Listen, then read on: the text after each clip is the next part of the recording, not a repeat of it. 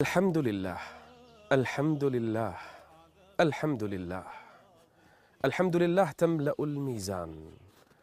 الله عز وجل يحمده كل شيء، وإن من شيء إلا يسبح بحمده. كل من في السماوات ومن في الأرض يحمد الله عز وجل، لأنه هو الحميد، الحميد الذي يحمده كل شيء. المخلوقات كلها تحمد الله جل وعلا، وله الحمد في السماوات والأرض وعشيا وحين تظهرون. وهدوا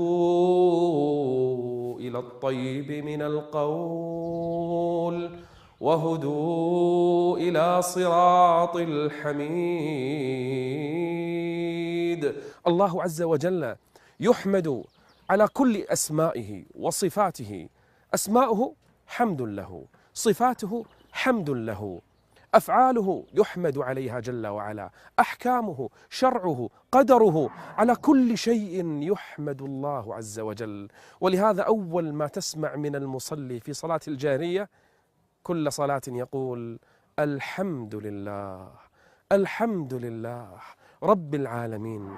فالله عز وجل له أسماؤه الحمد، وصفاته الحمد، وأفعاله الحمد، يحمد على كل شيء جل جلاله وجل وعلا.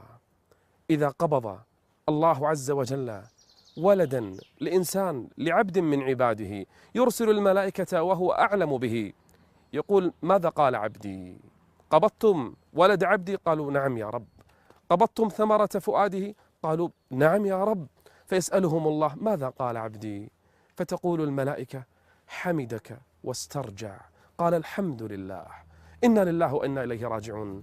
قال: ابنوا لعبدي بيتا في الجنة وسموه بيت الحمد. لله الحمد.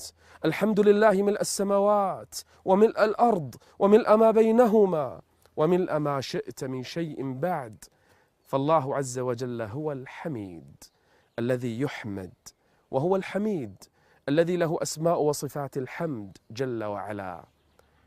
إنه هو الحميد المجيد. رحمة الله وبركاته عليكم أهل البيت، إنه حميد مجيد. الحمد لله، كثير من السور تبدأ بالحمد لله عز وجل. الحمد لله فاطر السماوات والأرض.